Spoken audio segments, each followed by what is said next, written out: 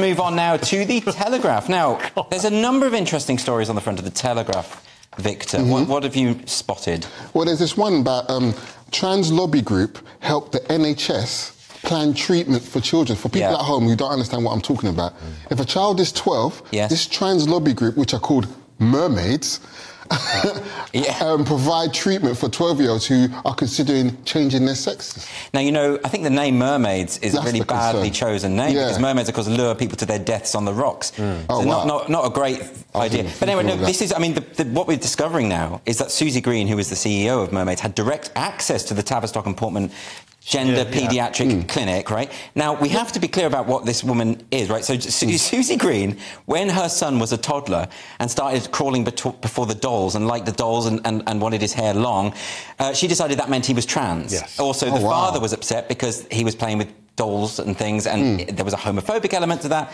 And then when he was 16, she flew him to Thailand to have a sex change operation. Now, she has no specific skills medically. She's merely an activist. She's just an activist mother who took her 16-year-old kid to be effectively sterilised. So we got some questions here. Yes, we do. First of all, how does she get a direct line to the doctor? I can't even book an appointment. Really let good alone question. a direct line. You have to get up at 7:30, Victor. Oh, is that what it is? You have to be on that phone. You make a really good point, though. Why is it that an activist gets to inform NHS policy about something which we now know has been putting thousands of children at risk? But government agencies solicit the advice of non-professional charities all the time. So I can jump in there. They do, but when schools do, universities do, and so do. But Scott, the reason why this is so important, I think, is that because since Hannah Barnes did this study, Time to Think, on the Tavistock, and we now know that the majority of kids who were referred to the Tavistock were autistic or on the autistic spectrum. Oh wow! And a major majority were same-sex attracted. In other words,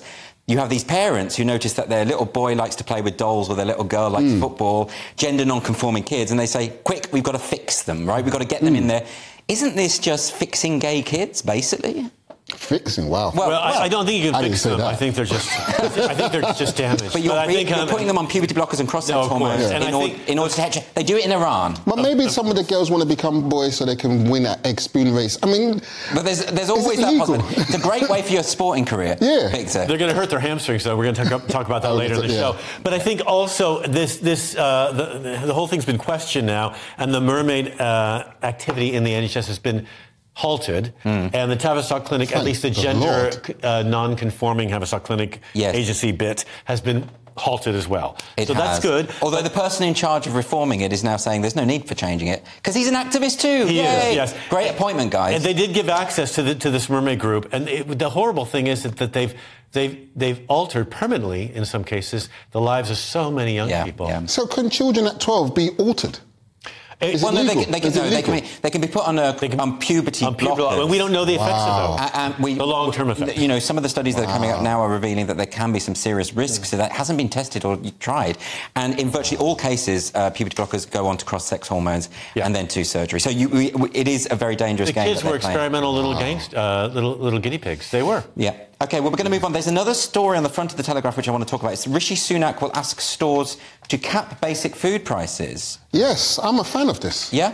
I think if we can get corned beef, eggs, jerk chicken, jollof rice, Chinese, your average kebab, if we can cap these prices, Is it Victor, that you just want them to cap price of the food that you like? You want the snack? We all like these foods. It's about time. I'm a vegetarian, so I can't. No, will they cap corn burgers or the organic and plant-based No, they will never cap What about my free-range chicken? Are they going to do that? Yeah. Scott, I mean, they're saying that this is the biggest attempt to sort of manage supermarket prices since Edward Heath in 1973. But maybe given the cost of living crisis and maybe given the fact that so many people are struggling, this is actually a really good idea for the basics. I mean, like for the bread and pasta. Milk went up 30% at my shop the other day in one day. 30%. But you have lactose-free or something. It's raw milk. Is it almond milk? Yeah. It's sorry, Victor, go on. I bought 6 items and it cost me £20. It would have been cheaper if I had the club card.